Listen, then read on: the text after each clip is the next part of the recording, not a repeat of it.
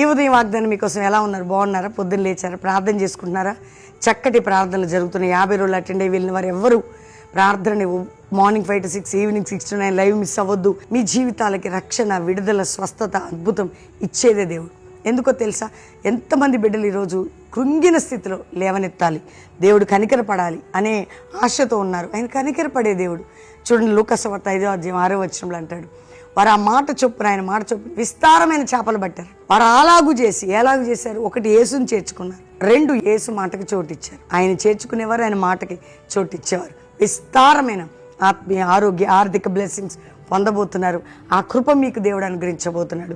ప్రార్థన చేసుకుందాం. తండ్రి, రక్షణ లేని వారికి రక్షణ, రోగులకు స్వస్థ, వ్యాధి, బాధ, చింత, నిందలు, గాయాలు, కోర్టు కేసులు, అవమానాలు, పోరాటాలు అన్నిటి నుంచి విడిపించి సమృద్ధైన పంట ప్రతి బిడ్డకి, కృంగిన వారు లేవనెత్త, రోగులను బాగు చేయండి.